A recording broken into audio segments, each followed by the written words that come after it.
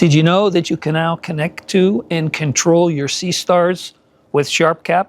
Both the S30 and the S50, and most likely, I would presume, the S30 Pro when it becomes available next year. Since ZWO made the Seestar and Alpaca device, we are now able to connect to the Seestar and control it through a number of different software applications. Among those are SGP and NINA, which are advanced Astro imaging sequencers, Stellarium, which is a planetarium program, and SharpCap, which is both an advanced imaging sequencer for traditional astrophotography and a live stacking and viewing software for electronically assisted astronomy. Hi, I'm Curtis and welcome to my channel. In this video, I'm going to show you how to connect to and control your Seestar with SharpCap. Now, while this is not intended to be a full SharpCap tutorial, I will go through the major features in SharpCap and show you how to get started with those features, including live viewing, live stacking, and setting up and running a sequence. Towards the end of this video, I will do a live demonstration of using some of those features in SharpCap with your Seestar. As always, I ask if you find this video useful, please don't forget to hit the like button. That helps other people to find this video. You may also want to subscribe so you can be alerted when I post other videos in the future. And finally, if you care to help support this channel, you can do so at no extra cost to you by using the affiliate links, which you will find down below the video. Click on where it says more under the description of the video, and you'll see those links. Similarly to SGP and NINA, SharpCap gives you the option to set up an imaging sequence so that you can automatically take images of deep sky objects throughout the night without being present. But SharpCap also has the ability to do live stacking and image enhancement on the fly for those who want to do electronically assisted astronomy. So the Seestar app can do live viewing, stacking, and image enhancement, and it can save frames for image post-processing like traditional astrophotography as well. So why would I want to use SharpCap instead of the Seestar app? Well, SharpCap provides lots more flexibility when either imaging or doing electronically assisted astronomy with the Seestar. For instance, with SharpCap, you have complete control over the exposure times. You can set exposures anywhere from 30 microseconds to many minutes, whereas in SharpCap, we can only set the exposure to 10, 20, 30, or 60 seconds. So why would I want to do an exposure of 30 microseconds? Well, if you want to take bias frames for traditional astrophotography, you can now do that by using SharpCap to take those very short exposures. Also, let's say you've been trying to capture images at 30 seconds with your Seestar using the Seestar app, and you get a lot of rejected frames, but 20 seconds just isn't good enough. Well, you can try 25 seconds or 26 seconds with SharpCap instead of being stuck with 10, 20, 30, or 60 seconds. In addition, with SharpCap, you have greater control over when you focus. You can focus after a certain number of frames, you can refocus after a filter change, and so forth.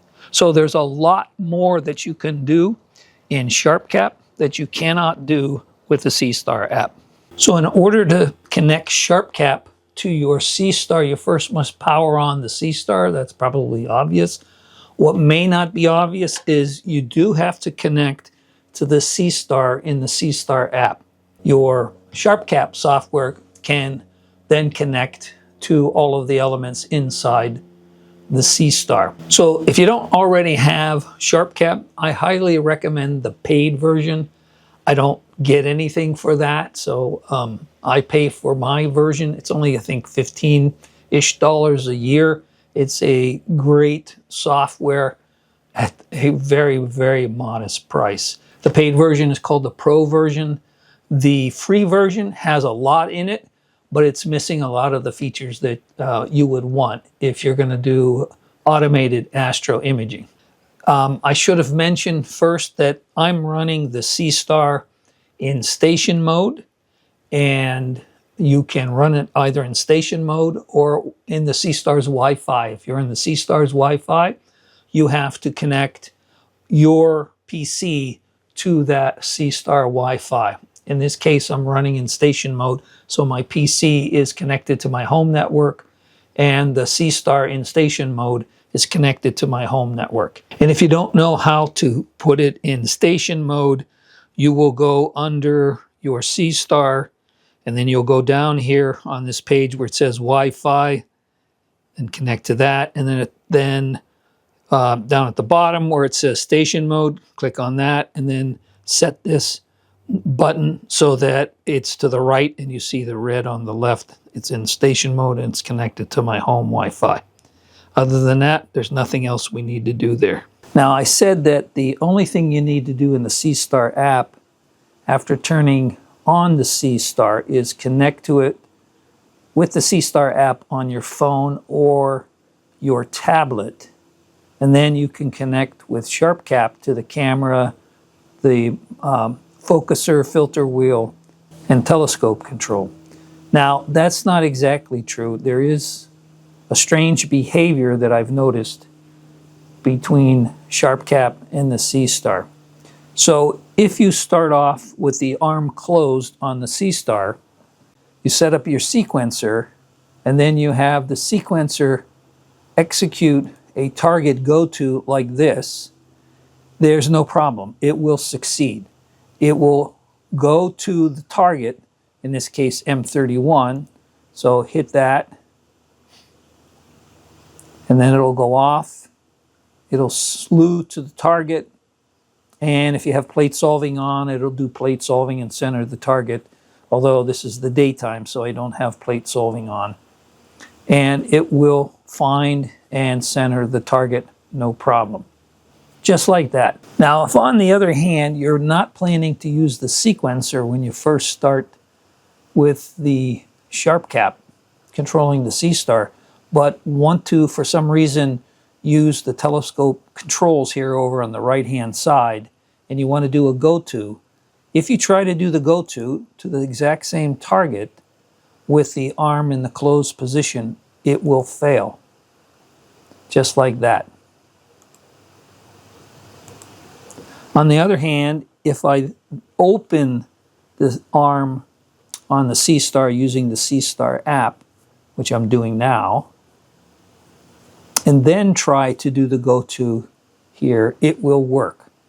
I'm not sure why the difference between starting off with the sequencer or starting off with the telescope control go-to command, but that's just the reality we have to deal with. So let's hit the go-to. Let's go to the same target.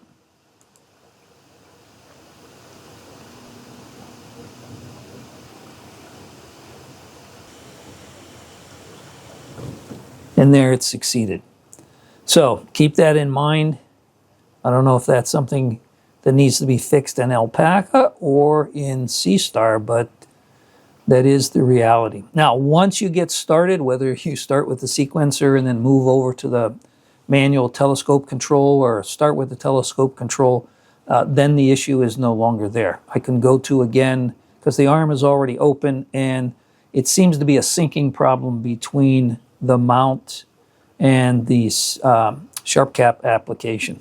So now we can connect SharpCap to the Seestar.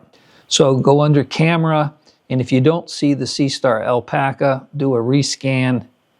We'll click on that, and then on the right-hand side, you'll see the camera controls come up. And after you have established connection to all of the hardware in the Seestar through SharpCap, you'll see it will automatically connect like it did here.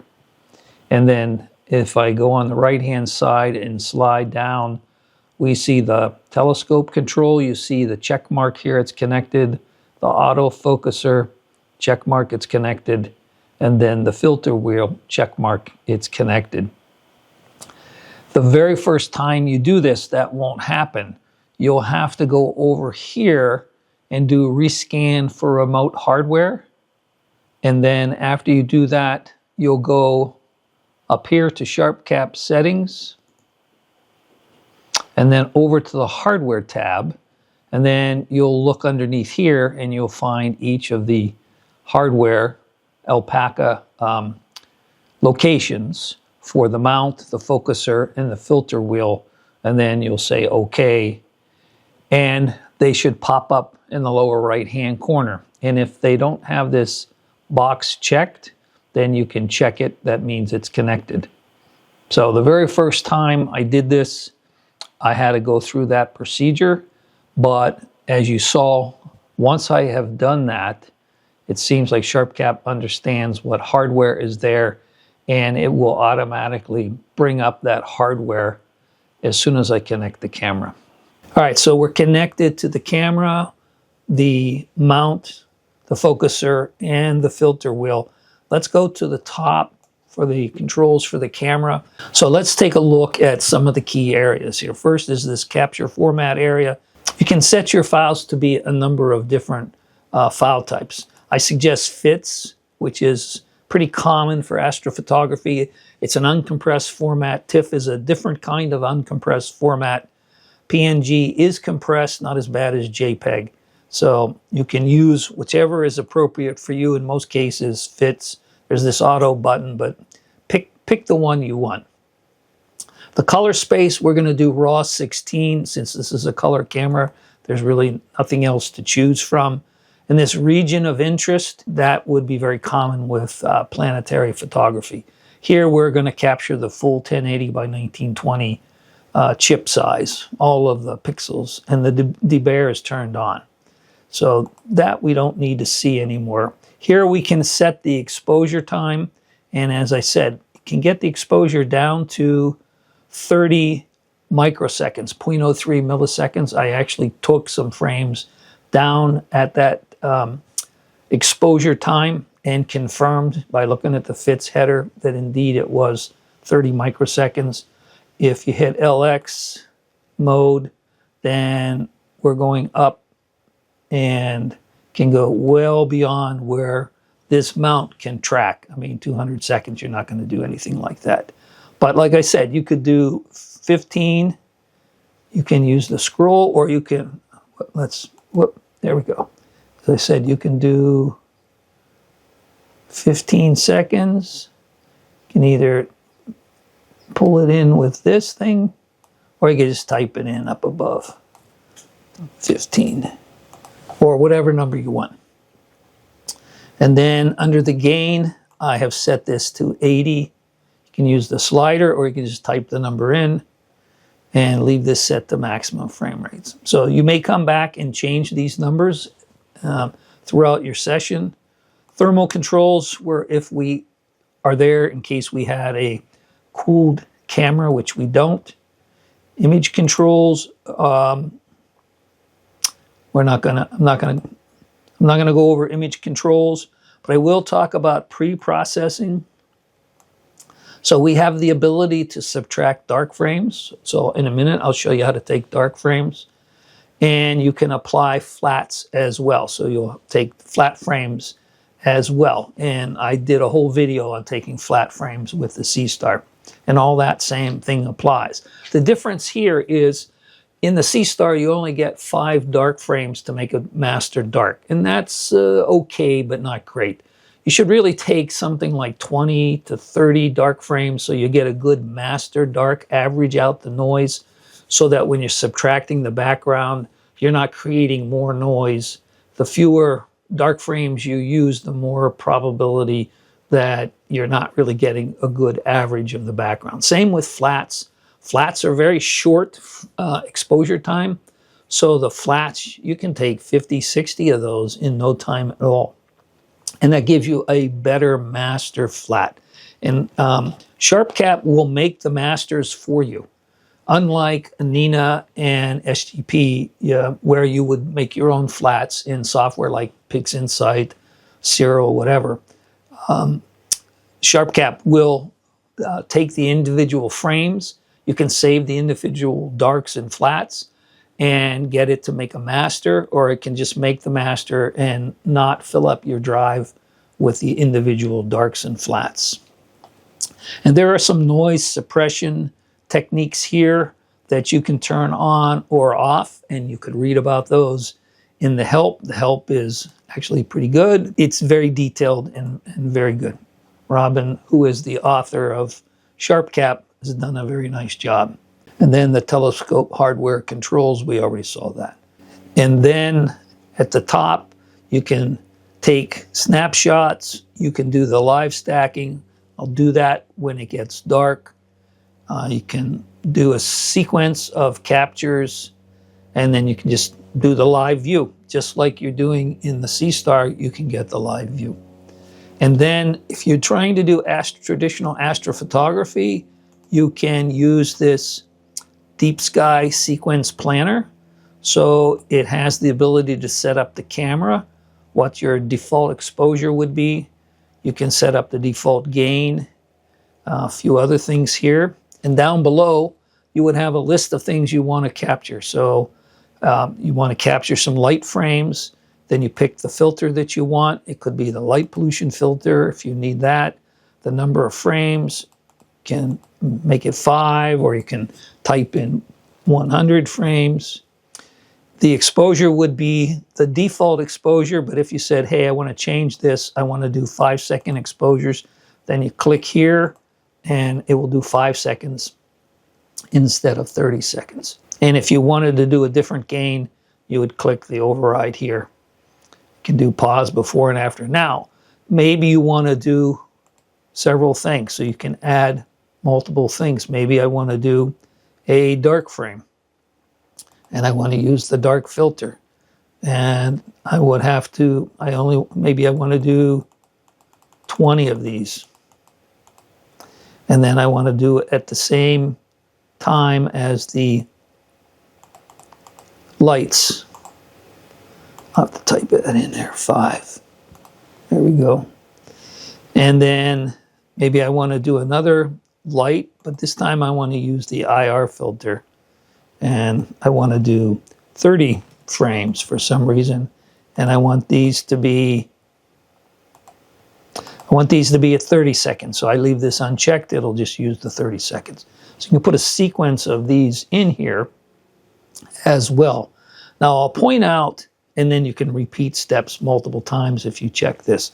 Point out that this normally is intended to bring the mount back to the park position, or this position you see here. That's not going to work with the Seestar because Alpaca hasn't defined the park position. And I've posted on the ZWO tech forum asking them to correct that in a future firmware upgrade. That way both Nina, I guess SGP, and SharpCap will be able to bring it back to this position at the end of a sequence. But right now, it doesn't know where the park position is, so that doesn't work. And then, so those are camera settings. You can set up your target here. So of course you would unpark the mount, and then you could put a target in there. You can have it plate solve by clicking that. And here's the exposure and the gain for plate solving. So it will use plate solving to center the object. If you didn't do that, then it would just go to it, and if it's not in the center, it just won't be in the center of your field of view. We're not doing cooling on the Seestar. We're not doing guiding on the Seestar. The focuser, you can set up the focuser step size and all of those, and refocus when a filter is changed. And we don't have to worry about pausing when we're guiding, because we're not guiding, and which direction to do, and how much backlash to allow for. And capture setup, and then you can, same thing we had over there, raw 16, and then it allows you to tell which filter to use for the initial steps, such as brightness measurements, which is some other feature, focusing and plate solving. And then you could run this. Now, if you wanted to set up an even more complicated and detailed sequence, you would go to this advanced editor. It didn't have the target here, so let me put a target in here. So let me put just pick any target, And then I go down here to the advanced. So it has a catalog here of targets. Should have mentioned that. You can pick your target that you want, but you have to have something in there. There's a flaw in the software. I had it in there, but it disappeared. So there are a couple of other things to note on this Deep Sky Sequence Planner. Down at the bottom, you can save your setup. And if you've saved it, obviously you can reload it. You can also hit the run button and you can do a test run. The other thing to note is with this Deep Sky Sequence Planner, the easy one, you cannot, as you can see, do two different targets in the same plan. So in other words, if you wanted to do M31 and image that for a while and then switch over to say M33 and then continue imaging on that, you cannot do it here in this simple sequence planner. You can only do one target at a time, and you'd have to have another sequence to run after that. If you wanted to do multiple deep sky objects in the same night, then you would use the advanced editor. So the advanced, now the advanced is showing us here all of the commands for the sequence that I just put together. And it's in a different format, obviously, but now we can go over and enhance this and add more details using additional commands from this list here. So this is a set of mount commands, like park the mount, move the mount to an altitude and azimuth, move the mount to a set of coordinates that were previously saved, move the mount to a particular right ascension, do a meridian flip, which we don't do with the Seestar. The filter wheel, connect the currently selected filter wheel, disconnect that filter wheel, move the filter wheel to a certain position, and so forth. And then the camera, it lets you capture live frames, capture still frames, flat frames, and so forth. So all of these things can be added in to make the sequence a lot more detailed if you want to do that. So the advanced editor has all of these available steps, but how do we make those work? Well, it's a simple matter of drag and drop. So let's take from the mount an example of adding a step in the sequence that will go to a particular deep sky object. There's a number of different ways of doing that. If you had on a previous night already imaged, say, M31, you want to go back there and you want to align it exactly as you had the night before, you can use this, go to the sky coordinates of the image file, and then it'll ask you for which file. It'll look at that file, it'll plate solve it, figure out the right ascension and declination, and it'll go to that. But let's say we just want to go to a new target. You would use the move the mount to right ascension declination. Take this, just left click on this, grab it and bring it over. There's certain places you can put it, other places you can't put it, but logically we'd want it before we start doing anything with the camera. I'll let go of the left button, and then you see over here it activates this. So it says select the right ascension declination coordinates, and then there's a list of things here. So here's the catalog, and then we could pick M31. Let's see if M31 shows up here. And there's M31. It'll select that target, and now it knows where to move to. So it has the information here. Like I said, you can do this other ways.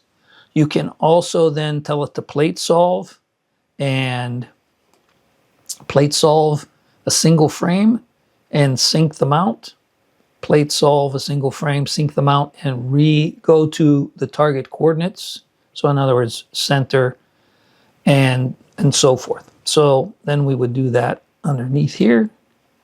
And there's actually no properties to pick for that. So that gives you a basic idea how to add in those particular additional steps that are available. I encourage you to read the help section, and it'll tell you more about these. And if you're not sure what's going on here, you can just take one of these, pull it over here, and see what the selected step properties are. That'll help explain what the step really means as well.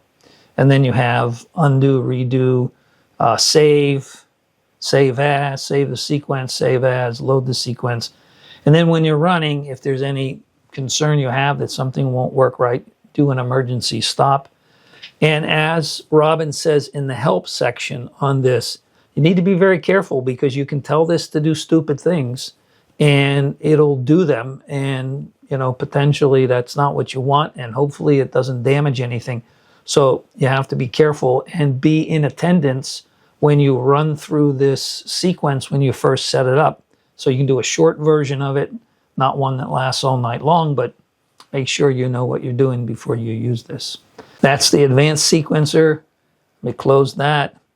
And we're going to have to wait until it gets dark to do the live view, the live stack up here, and run a simple sequence. I'll do a fairly short sequence so we can at least just demonstrate how the sequencer works. I can show you how to take darks with SharpCap. So we can go up here to capture darks. You see there's also flat, capture darks. Then here you choose the number of dark frames. For brevity, I'm going to just do 5. And then I'm also going to change this. Okay, so we'll leave it at 15 seconds. We want to put this in the dark library. That's fine. There's also a capture folder. You've got to cover the telescope while we will put the dark filter in place. There was the click. And then use the new dark when capture is complete. So this will automatically create your master dark. Here we'll keep the individual dark frames. Here we won't. So we'll go and let it go off and do this. So it'll take 5 15-second darks. You can see down at the bottom left, capturing. It says it's exposing. On the right is the timer, the count. Okay, they did 1. You see over here in the bottom left, it captured 1 frame. All right, so finishing up the 5th frame. Okay, so it finished the dark capture.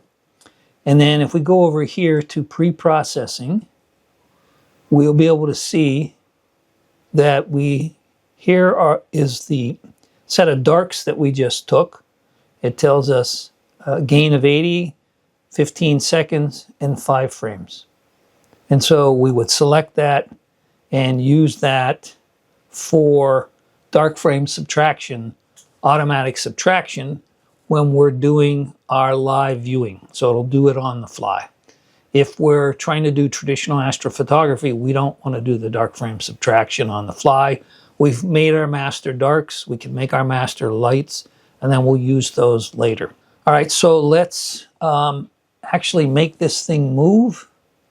We can make it move by using the controls here, but I want to do like a very short sequence. All right, let's choose M31 and select that target. So there it is, Andromeda Galaxy. Let's highlight this row and delete it. Highlight this row and delete it. And then I'm not going to do 100 frames, we'll do 2. And we're going to just do 5-second exposures. And then we're going to unpark the mount. We're not going to park it at the end. I'm going to close it using the Seestar app at the end. So let's give it a try here.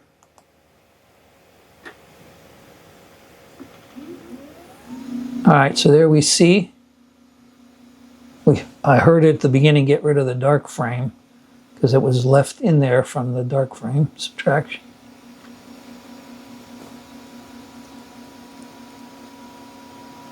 You see it opening.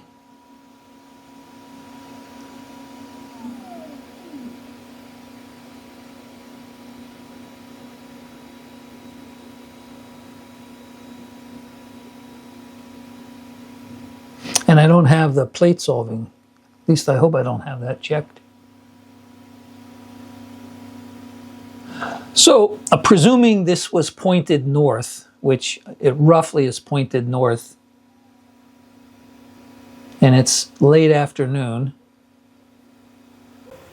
Yeah, so Andromeda is just above the horizon in the east. And so, oh, I still have the plate solving on. So I'm going to have to stop that because it's not going to be able to plate solve on the ceiling of my observatory. Anyway, you get the point. We're able to control this. We'll actually see this in more detail with the live demo at night. So since we cannot park the mount with SharpCap or Nina, and I presume SGP as well, we have to park or close the arm by using the Seestar app. And hopefully ZWO will fix Alpaca in there to define the park position as this position. That way SharpCap and Nina, and I presume SGP, will be able to use their park commands and shut it down. That would be very nice. Otherwise, we're going to have to do something like define a position for the mount to move to, which is equivalent to the closed position, or point in some direction where it is okay to point. And then when there's no activity for 15 minutes, the Seestar will automatically shut itself down. So it's not the end of the world, but it's not as elegant as it could be. All right, so let's just wait till it gets dark. So now that it's dark, I'm going to connect SharpCap to the Seestar, and I'll do a very brief demonstration just showing you that indeed you can control the Seestar with SharpCap and take advantage of all of the features on the SharpCap software. The very first thing we need to do is to make sure that we're connected to the Seestar on the app, either on our phone or tablet. Now let me go up here on the top here. I showed this stuff earlier in the video. I'm going to set this to seconds, and we're going to set it to like 5 seconds, something like that. I don't know why I always play with the slider. Just set it to 5, and the gain will set at 80, and leave that there. Okay, so let's go to a target, and one way to do that, down here under the mount, we can click on Go To, and let's go M31, full catalog, and do it M31.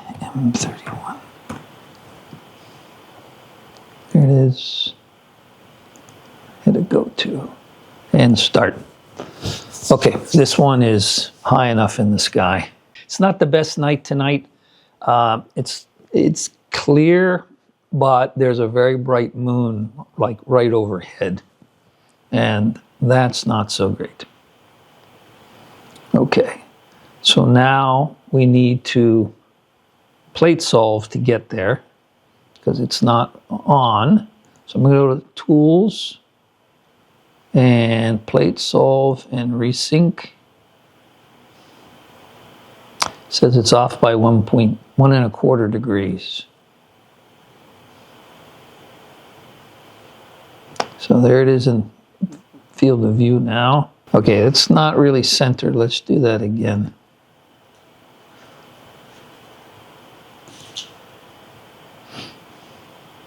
Yeah, I think Robin posted on the SharpCap site that he has a new set of data that you should download. I haven't downloaded that yet, so that you can get better accuracy in the plate solution, so you can better center the targets. So I should go ahead and do that. If you're not aware of that, look on his website for that. Okay, so there is the Andromeda Galaxy. We're doing a live view. We could take a snapshot. We could capture darks, do all that sort of stuff. Let's in fact capture some darks. So let's see. We are at 5 seconds. Let's increase this to 30 seconds. Not 300 seconds, 30 seconds. Let's capture some darks. Okay. And as I said earlier, I would capture like 20 or 30 darks, but for time, I'm going to only do 5. and I'll skip ahead in the video. So it's going to capture 5 darks. Whoops, I forgot something important. Let's go down here and let's change the filter to the dark filter.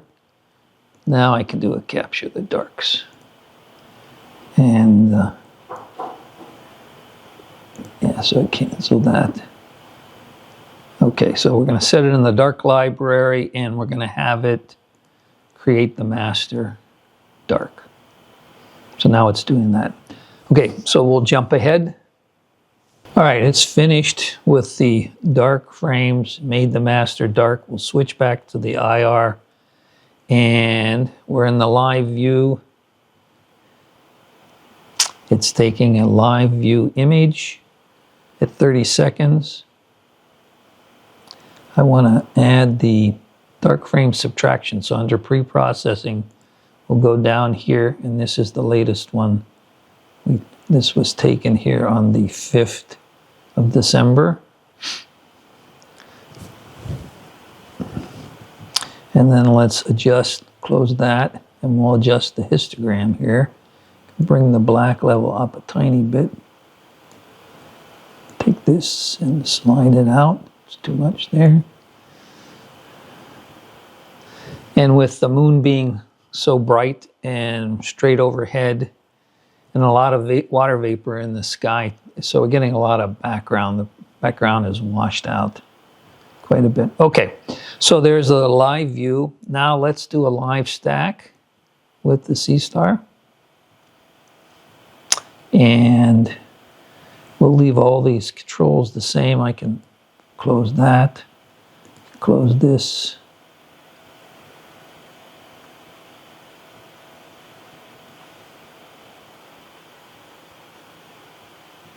I'm not going to change this. I can drop that down.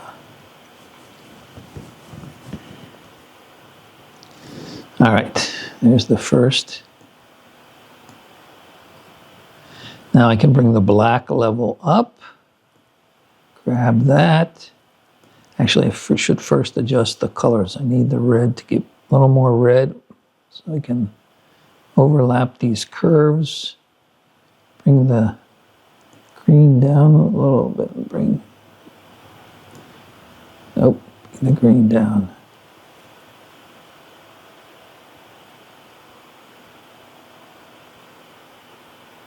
Pretty close. Now we can bring the black level up. There we go. And I can bring the midtones down to whatever our liking is. So it's stacked 2 frames, 60 seconds. Stars don't look too bad. I had focused this ahead of time. I forgot to mention that. You could focus it with the Seestar app if you like, or you could focus it using SharpCap.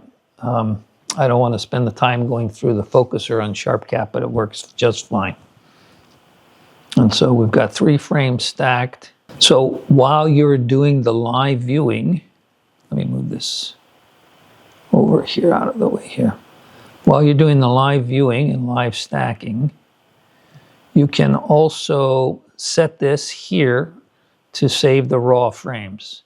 Save the stack, save all.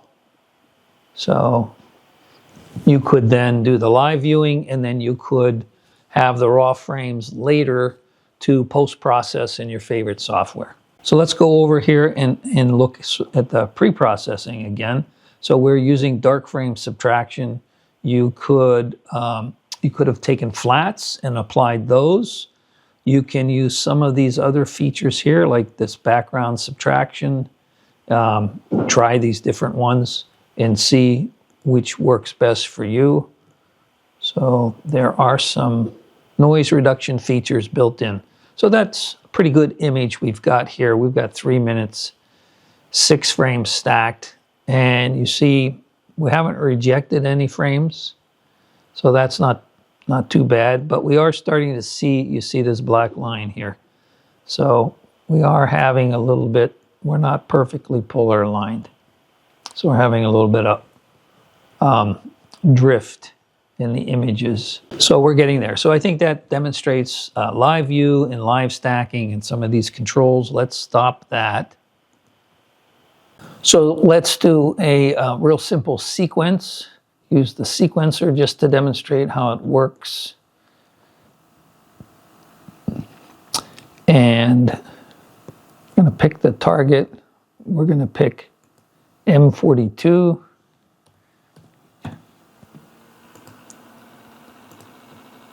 And then I'm going to click here on Use Plate Solving, center the target.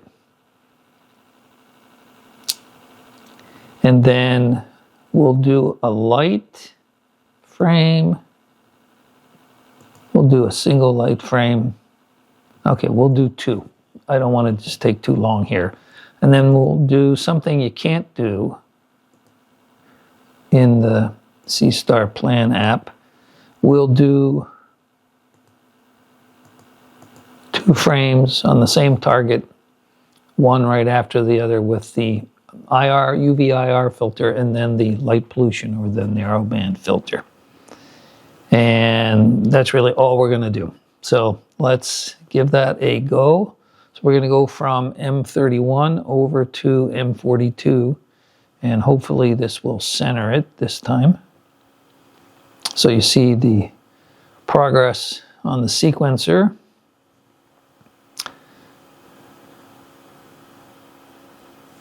So right now it's slewing. So now it's plate solving. Now it's doing our 30-second exposure with the UV IR filter. And there it is.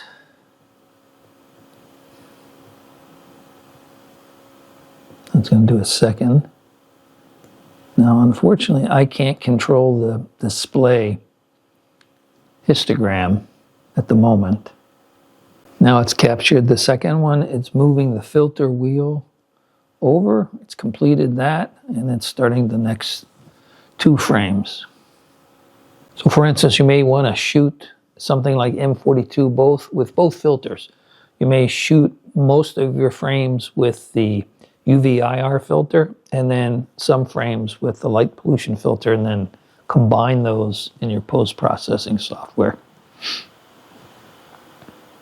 And if I could stretch this image, you could see a lot more, but you also see that we have some tracking issue here, which is not Sharpcap's fault.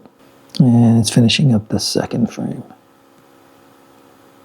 Okay, still have some tracking issues there. Okay, so the sequence is finished. Real simple sequence to keep this short and sweet. I'll close this. So we've demonstrated how to connect SharpCap to the Seestar and take control of the camera, the filter wheel, the focuser, and the mount. We actually haven't demonstrated the focuser, but that's okay. And then you have access to all of the features in SharpCap. At the moment, we don't have dithering control on the Seestar. I think that's coming very soon. And we don't have control over the dew heater. I think that's also coming in the near future as well. So for those of you who want to get started trying to use SharpCap with your Seestar, I hope this video helped you. Don't forget to like the video. Don't forget to subscribe. And as always, you can support the channel by using the affiliate links down below this video. And until next time, clear skies.